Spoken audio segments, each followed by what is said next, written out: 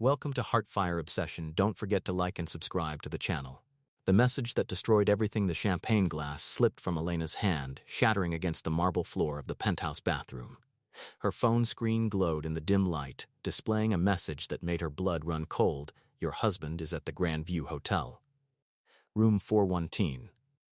Right now. Thought you should know. It was her wedding anniversary. Their 5th. The night was supposed to be perfect. Elena stared at her reflection in the floor-length mirror, the red silk dress Marcus had bought her last week, the diamond earrings he'd given her that morning, the carefully applied makeup that had taken an hour to perfect. She looked like a woman celebrating love. She felt like a fool. Her hands trembled as she typed back to the unknown number, "Who is this?" The response came immediately, "A friend. Check the hotel, see for yourself." The discovery 20 minutes later, Elena stood in the parking garage of the Grand View Hotel, her heart hammering against her ribs. She had driven there on autopilot, her mind refusing to fully process what she was doing. This was insane. Marcus wouldn't cheat. He was a devoted husband, a successful architect who worked long hours to give them the life they dreamed of. He loved her, didn't he? The elevator ride to the 4th floor felt eternal.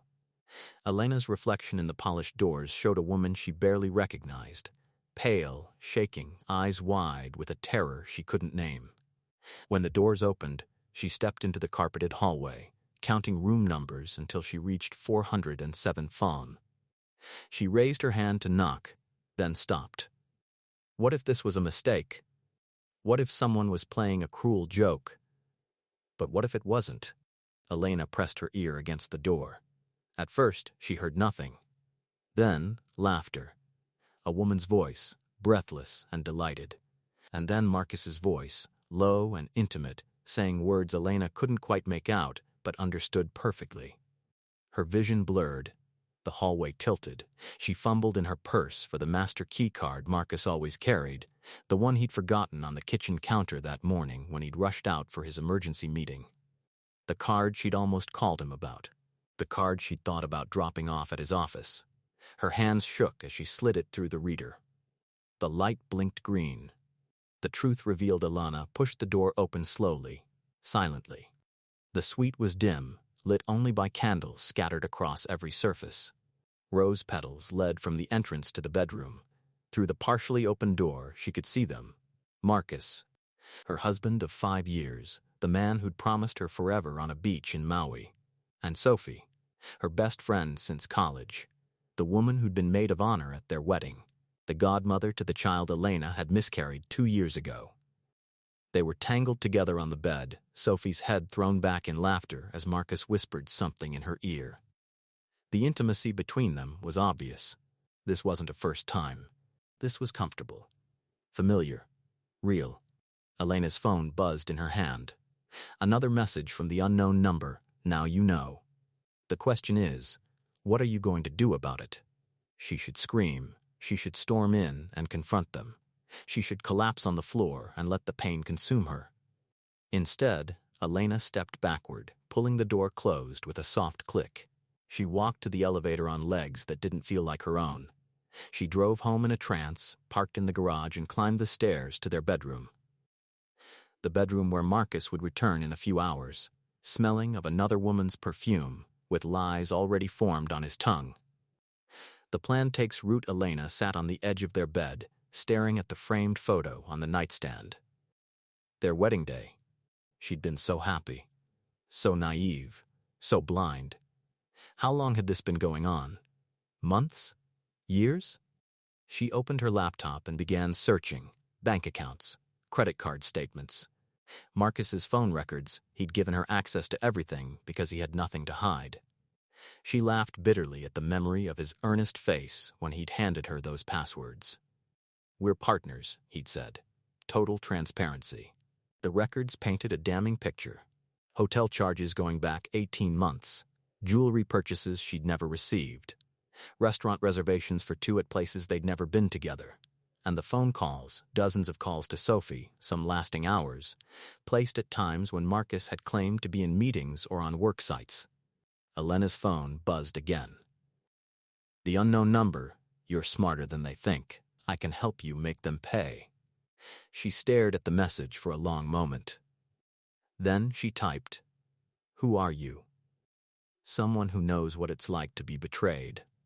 Someone who believes in justice. Meet me tomorrow at Caf Noir. 10 a.m. Come alone. The morning after Marcus came home at 2 a.m., kissing Elena's forehead as she pretended to sleep. He smelled like hotel soap and expensive wine. He whispered, "Sorry I'm late, baby. That client meeting went longer than expected." Elena kept her breathing steady, her eyes closed, while fury and heartbreak warred inside her chest. When his breathing deepened into sleep, she slipped out of bed and returned to her laptop. She spent the rest of the night researching divorce laws, asset protection, private investigators. By the time the sun rose, she had filled 3 pages with notes and had a clarity of purpose that felt like ice in her veins. This wasn't just about Marcus anymore. Sophie had been her friend for 12 years. Sophie had held her hand through her mother's death. Sophie had been there for the miscarriage, had brought food and flowers and tissues, had promised that Alana would get through it. And all that time, Sophie had been sleeping with her husband. Caf Noir the Caf was crowded when Alana arrived, exactly at 10 a.m. She ordered coffee she wouldn't drink and chose a corner table, her back to the wall, watching the entrance. She felt exposed, vulnerable, foolish. This could be a trap. She could be walking into something dangerous. But the anger burning in her chest was stronger than fear. A woman approached her table, tall, elegant, probably in her late 30s, with dark hair and sharp green eyes that seemed to see everything. She wore a tailored black suit that screamed money and power. "Elena," the woman said, sliding into the opposite chair. "I'm Victoria. How do you know my name? How did you know about your husband's affair?" Victoria's smile was cold. "Because 6 months ago, I stood where you're standing, discovering my own husband's betrayal, watching my world crumble, and I decided that some betrayals shouldn't go unpunished." She placed a folder on the table between them. "This contains everything you need. Proof of the affair, financial records showing where Marcus has been hiding money, and evidence of something else, something I think you'll find particularly interesting." Elena's hands trembled as she opened the folder. Inside were photographs. Marcus and Sophie, yes, but also documents, property deeds, bank transfers, business contracts. "What am I looking at?" Victoria leaned forward. "Your husband has been planning to leave you, Elena. He's been funneling money into offshore accounts for over a year. The house you think you own together? He transferred the deed to his name only, last month. The business you helped him build? He's been systematically removing your name from everything." Elena felt the room spin. "But why? Why go through all this?" "Because," Victoria said softly, "he's planning to file for divorce next month. And when he does, he'll claim you contributed nothing to his success. You'll walk away with almost nothing while he and Sophie start their new life in the house you decorated, spending the money you helped him earn." The choice Elena looked up from the documents, meeting Victoria's eyes. "Why are you helping me?" "Because I wish someone had helped me. Because betrayal like this deserves consequences." Victoria's expression hardened. "They think you're weak. They think you'll cry and beg and accept whatever scraps they throw you. Are they right?" Something shifted inside Elena. The grief and shock that had consumed her since yesterday crystallized into something sharper, colder. She thought of every sacrifice she'd made for Marcus's career, the job offers she'd turned down to support his business, the years of standing beside him at networking events, playing the perfect wife, the miscarriage that had devastated her while he'd been sleeping with her best friend. "No," Elena said quietly. "They're not right." Victoria's smile was like a blade. "Good. Because I have a plan, a way to make them lose everything while you gain everything. But you have to be willing to play the long game. You have to be willing to pretend, to lie, to become someone they won't recognize until it's too late." What kind of plan? The kind where revenge isn't served hot or cold. It's served with perfect precision. Victoria pushed a business card across the table. Think about it. You have my number. But decide quickly, Elena. Marcus is planning to file those papers in 3 weeks. After that, it might be too late. She stood to leave, then paused. One more thing. That miscarriage? Sophie knew Marcus was planning to leave you even then. She let you cry on her shoulder while sleeping with your husband. Some betrayals run deeper than we can imagine. The decision Elena sat alone in the cafe long after Victoria left, staring at the business card. Victoria Chen, private consultant. A phone number. Nothing else. Her phone buzzed. Marcus, don't forget. Dinner with the Hendersons tonight. Love you. The casual cruelty of it, the ease with which he lied, made something inside her snap. Elena picked up her phone and typed a response. Can't wait. Love you too. Then she took out Victoria's card and dialed the number. I'm in, she said when Victoria answered. Tell me what to do. Victoria's voice was warm with satisfaction. First, you're going to go home and be the perfect wife. Smile at Marcus. Laugh at his jokes. Make love to him tonight if you have to. Make him believe everything is exactly as it's always been. And then? And then, we destroy him piece by piece. But we do it right. We do it so thoroughly that when we're done, he'll wish he'd never met you. Are you ready for that, Elena? Elena thought of Marcus's lies, Sophie's betrayal, the home she'd built being stolen from beneath her feet, the future she'd imagined, the children they'd planned, the life they were supposed to share, all of it based on deception. I'm ready, she said. Tell me everything. But neither Elena nor Victoria knew that someone else was watching, someone with their own agenda, someone who'd been waiting for this moment for a very long time, and the game they were about to play had far more players than they realized.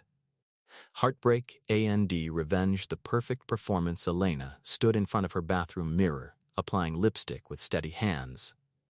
3 weeks had passed since her meeting with Victoria, 3 weeks of playing the role of her life, the oblivious wife, the loving partner, the fool. Tonight was the Hendersons' charity gala, one of Marcus's most important networking events. Elena had spent the day preparing, choosing an emerald green gown that Marcus loved, styling her hair the way he preferred. She looked perfect. She felt like a weapon being sharpened. You look stunning, Marcus said, appearing in the doorway. He moved behind her, kissing her neck, and Elena forced herself not to flinch. She'd learned to compartmentalize, to separate her body from her mind during these moments. Victoria had taught her that. Thank you, Elena said, meeting his eyes in the mirror. I want tonight to be perfect. It will be. Marcus smiled, and she wondered how she'd ever found that smile charming. Now all she saw was deceit. The Hendersons are bringing a potential investor. This could be huge for the firm. Our firm, Elena thought bitterly. The firm she'd helped build with her trust fund, her connections, her endless hours of unpaid labor. The firm Marcus was planning to claim as solely his. But not if Victoria's plan worked. The lawyer's warning 2 days earlier, Elena had met with Victoria's lawyer, a shark of a woman named Margaret Ross who specialized in complex marital dissolutions. Margaret had laid out the reality with brutal clarity. Your husband is clever, Margaret had said, spreading documents across her mahogany desk. He's been planning this for 18 months. The offshore accounts, the property transfers, the business restructuring, it's all designed to leave you with nothing. But I helped build that company, Elena had protested. My money started it. My contacts brought in half our clients. I believe you. But proving it will be difficult. Your husband made sure your contributions look like wifely support rather than business partnership. Margaret had leaned forward. However, Victoria tells me you have something he doesn't know you have. What? Evidence of his affair. And more importantly, evidence of his financial misconduct. Margaret's smile had been predatory. Companies don't like partners who commit fraud. Investors don't like men who steal from their wives. And the board of the Architectural Association definitely doesn't like members who violate their ethics code. Elena had felt a chill run through her. What are you saying? I'm saying we don't just win the divorce, Elena. We destroy his career. We take everything. But you have to be smart. You have to play this perfectly. Can you do that? Elena had thought of Marcus kissing Sophie, of the baby she'd lost while he'd been planning his betrayal, of the life she'd sacrificed for a man who'd never valued her. Yes, she'd said, I can do that. The gala the Henderson estate glittered with lights and laughter. Elena moved through the crowd with practiced grace, Marcus's arm around her waist, playing her part flawlessly. She smiled at the right moments, laughed at boring jokes, made small talk about art and architecture and the weather. And she watched. Sophie was there, of course she was. Marcus always invited her to these events, claiming it was good networking since Sophie worked in real estate. Elena watched them exchange glances across the room, watched Sophie's hand linger too long on Marcus's arm when Elena stepped away to refill her champagne. They're not even trying to hide it anymore, a voice said beside her. Elena turned to find a man she didn't recognize, tall, maybe 40, with silver-threaded dark hair and eyes that held an unsettling intelligence. I'm sorry, Elena said, carefully. Your husband and your friend. The man gestured subtly toward Marcus and Sophie, who were laughing together by the bar. They think they're being discreet. They're not. Elena's heart raced. I don't know what you mean. Don't you? The man extended his hand. Damien Cross. I'm an investigative journalist. I've been looking into some financial irregularities in the architectural industry. Your husband's firm keeps coming up. This wasn't part of Victoria's plan. Elena fought to keep her expression neutral. That's a serious accusation. It's not an accusation. It's a fact. Damien's smile was dangerous. The question is, Mrs. Castellano, do you know what your husband has really been doing? Or are you just another victim in his long con? The revelation Elena excused herself and found a quiet terrace overlooking the gardens. Her hands shook as she texted Victoria, someone's here, a journalist asking about Marcus's business. Not part of the plan? Victoria's response came quickly, stay calm. Don't talk to him. Leave early if you have to. But before Elena could move, Damien appeared on the terrace.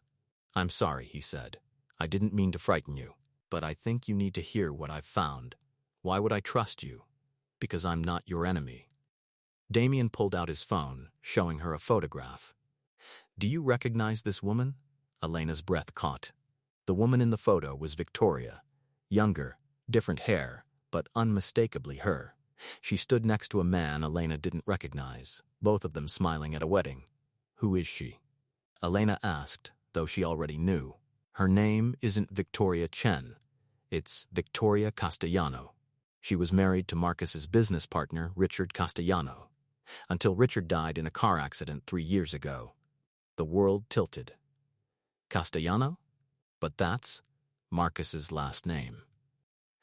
Yes. Damien's expression was grim. Richard and Marcus were cousins. They started the firm together, and then Richard died under suspicious circumstances, and Marcus inherited his half of the business. Victoria tried to fight it, claimed Marcus had manipulated her husband, stolen from the company. But she had no proof.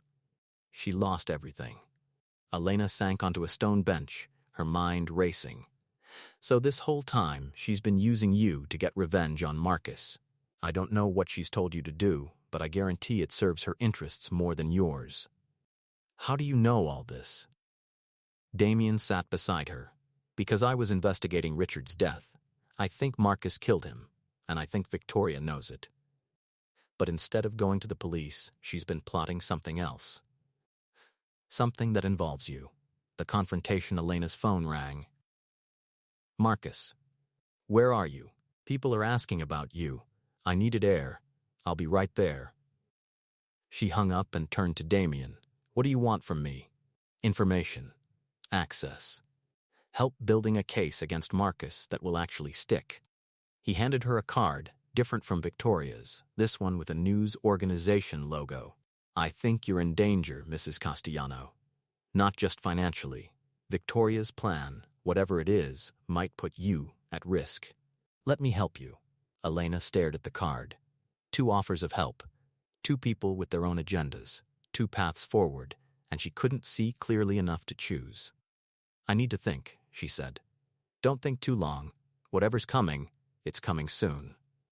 The breaking point Elena returned to the gala to find Marcus deep in conversation with a silver-haired man she recognized, James Morrison, CEO of Morrison Investments, one of the biggest firms in the state. This was the investor Marcus had been courting for months. She started toward them, then stopped. Sophie had Marcus's phone. Elena watched her best friend glance at the screen, smile, then type something quickly before slipping it back into Marcus's jacket pocket. White-hot rage flooded Elena's veins. Not just the affair, though God, that was enough.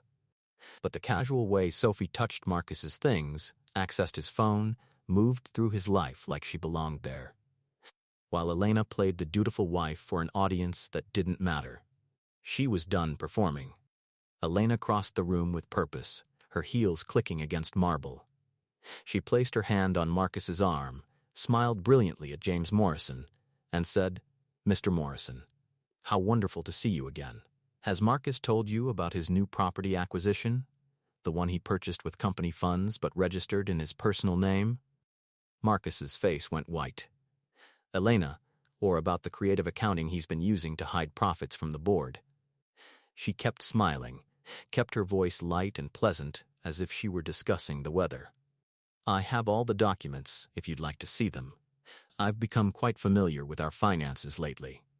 Morrison's expression shifted from polite interest to sharp attention. "Is this true, Castellano?" "My wife is confused." "I'm not confused," Alana said softly. "I'm finally awake." She turned and walked away, leaving Marcus scrambling to explain, Morrison's face darkening with every word. She found Sophie by the bar and stopped directly in front of her. "I know," Alana said simply, "about everything. And you're going to wish you'd chosen a different best friend to betray." Sophie's perfect composure cracked. "Elena, I can explain." "No, you can't.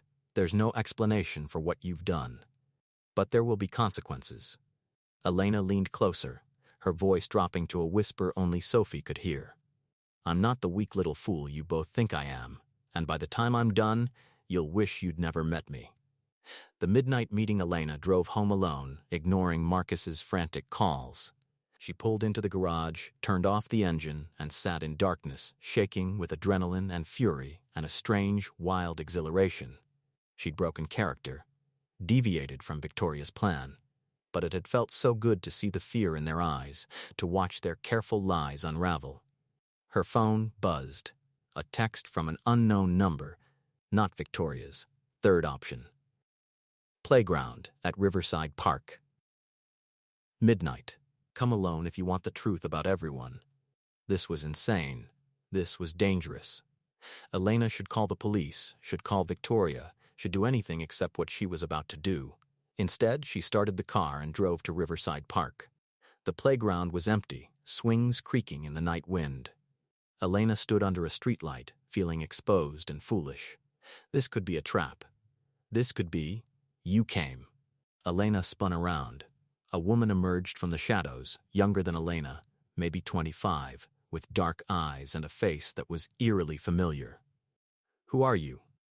"My name is Claire. Claire Castellano." The woman's smile was bitter. "I'm Richard's daughter, Victoria's stepdaughter, and I'm the one who's been watching all of you, waiting for this moment." Elena's heart hammered.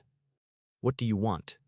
"To tell you the truth about Victoria, about my father's death, about what's really been happening."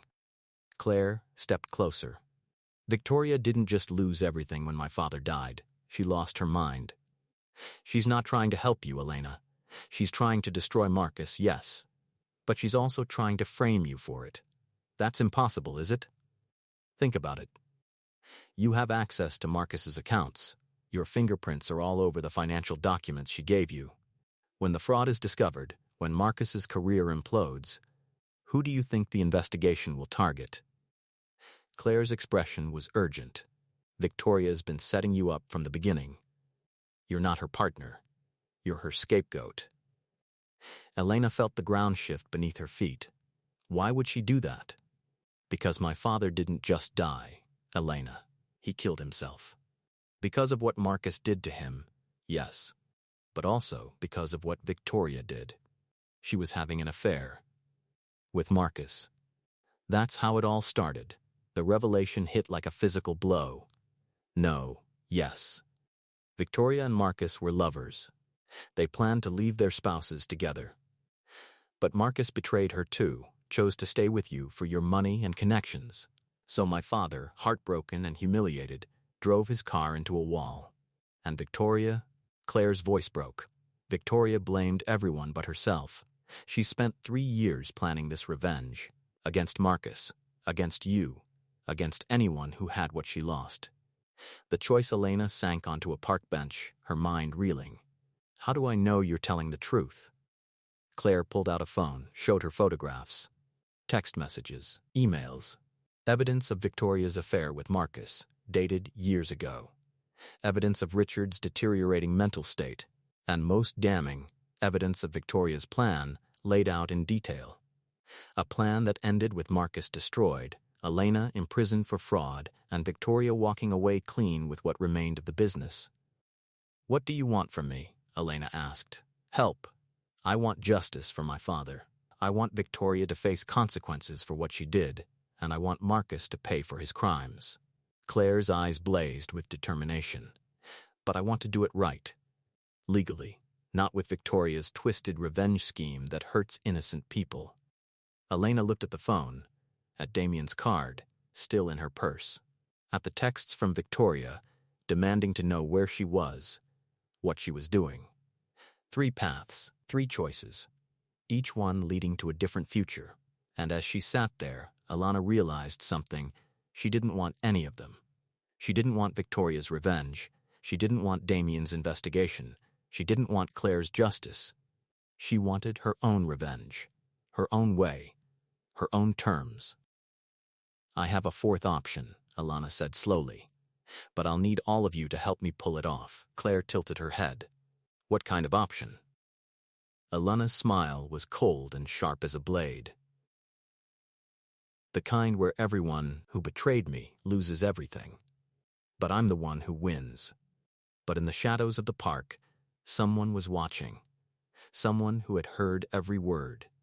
Someone who had their own plans for what came next. And the game was about to get far more dangerous than anyone realized.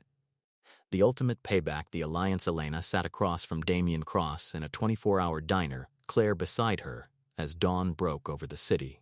Between them lay 3 phones, each displaying different pieces of the puzzle that had become Elena's life. Let me understand this correctly, Damien said, rubbing his temples. You want to expose Marcus's fraud, reveal Victoria's manipulation, clear your own name, and walk away with everything Marcus tried to steal. All without going to prison yourself. Yes, Elena said simply. That's impossible. No, it's just complicated. Elena pulled out her laptop, opening the files she'd compiled over the past 3 weeks. Victoria gave me access to Marcus's financial records to help her plan. What she didn't know is that I copied everything, including evidence of her own involvement in Richard's business before he died. Claire leaned forward. What kind of involvement? The kind where she was embezzling money. Small amounts, but consistent. I think she and Marcus were planning to run away together, and they needed cash that couldn't be traced. Elena looked at Claire. I'm sorry, but your father probably knew. That's why his mental state deteriorated. Claire's jaw tightened. Proof? Elena turned the laptop around, showing bank transfers, emails between Victoria and Marcus discussing their future together, coded references to money they were setting aside. My God, Claire whispered. She killed him, not literally, but she destroyed him, Damien finished. And then she blamed Marcus for everything. But Marcus is still guilty, Elena said firmly. He stole Richard's half of the business. He's been committing fraud for years. He's been planning to leave me destitute while he runs off with my best friend. He doesn't get to walk away. So what's your plan? Damien asked. Elena's smile was dangerous. We give everyone exactly what they deserve. The setup the next 2 weeks moved like pieces on a chessboard, each player thinking they controlled the game, not realizing Elena was moving them all. First, she called Victoria. "I think someone's onto us," Elena said, her voice carefully frightened. "A journalist has been asking questions. We need to move up the timeline." "What journalist?" Victoria's voice sharpened. "His name is Damien Cross. He knows about Marcus's fraud. If he publishes before we're ready, don't panic. I'll handle it." Victoria's confidence was absolute. "Stay with the plan. We expose Marcus at the board meeting next week. Everything is in place." "What about me? What about my protection?" "You'll be fine, I promise." Victoria's lie was smooth as silk. "Just trust me." Elena hung up, nodded to Damien and Claire, who were listening on speaker. She took the bait. "Now Marcus," Claire said. Elena called her husband. "We need to talk. Tonight, privately." Marcus's voice was wary. He'd been walking on eggshells since the gala. "About what?" "About the truth. About everything. Meet me at our spot. The hiking trail where Marcus had proposed, where they'd once been happy. Come alone." The confession. Marcus arrived at sunset, looking haggard and afraid. Elena stood at the cliff's edge, the city sprawling below them in twilight. "I know you're planning to leave me," she said without preamble. Marcus's face went through a series of expressions: denial, anger, guilt, calculation. Finally, he sighed. "How long have you known?" "Long enough." Elena turned to face him. "I know about Sophie, about the money, about the business restructuring. All of it." "Elena, I don't want excuses. I want to make a deal." She pulled out a document. "Sign over half the business to me legally. Give me what I'm owed, and I'll walk away quietly. No scandal, no investigation, no destroying your reputation." Marcus's eyes narrowed. "Why would you offer that?" "Because I'm tired, Marcus. Tired of fighting, tired of this marriage, tired of everything. I just want what's mine and I want out." She held out a pen. "Sign this, transfer the assets, and we both move on with our lives." He took the document, reading carefully. It was exactly what she'd described: a clean split. No penalties, no investigations mentioned. Too good to be true. Which is exactly why he believed it. Because Marcus thought Elena was weak, thought she was beaten, thought she would accept scraps and call it victory. "Fine," he said, signing. "But I want you out of the house by Friday. Deal." Elena took the document, watching him walk away. Then she pulled out her phone and texted Damien. "I have his signature. He just admitted to everything on tape." Move to phase 2. The board meeting. The architectural firm's board meeting was supposed to be routine. Marcus arrived confident, prepared to present quarterly results that he'd carefully manipulated to hide his theft. He wasn't prepared for James Morrison to stand up and announce an emergency audit.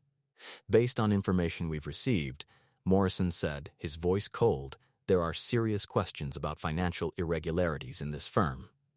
Until the audit is complete, Marcus Castellano is suspended from all duties." Marcus shot to his feet. "This is absurd. Who made these accusations?" "I did." Elena walked into the conference room, flanked by Margaret Ross and 2 forensic accountants. "And I have evidence to back up every claim." The color drained from Marcus's face. "You can't do this. I signed a document acknowledging your fraud." "Thank you for that, by the way."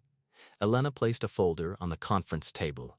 "These accountants have been reviewing the firm's records for the past week. They've found systematic theft going back 3 years. Money transferred to offshore accounts. Contracts awarded to shell companies you control. Property bought with firm funds and registered in your name."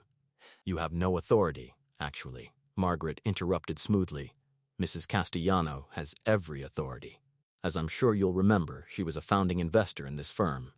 Her initial capital made this company possible, and under the partnership agreement you signed, the original one, before you tried to rewrite history, she's entitled to full disclosure of all financial dealings." Marcus looked at the board members, seeing condemnation in every face. "This is a setup. My wife is having some kind of breakdown, am I?" Elena pulled out her phone, pressed play. Marcus's voice filled the room. "I want you out of the house by Friday." Then Elena's. "So you admit you've been planning to leave me and take everything?" Marcus, what did you expect? You were never really a partner. Just a wife with money, and now that I don't need your money anymore, I don't need you. The silence was deafening. There's more, Elena said quietly, but I think you understand the situation now. You're finished, Marcus. The board will vote to remove you. The investigation will lead to criminal charges. And Sophie. She paused. Well, Sophie made her own choices. The perfect trap Sophie sat in her real estate office, staring at the legal documents that had been delivered an hour ago. Elena was suing her for alienation of affection, emotional distress, and conspiracy to commit fraud. The evidence was overwhelming. Text messages Sophie thought were deleted.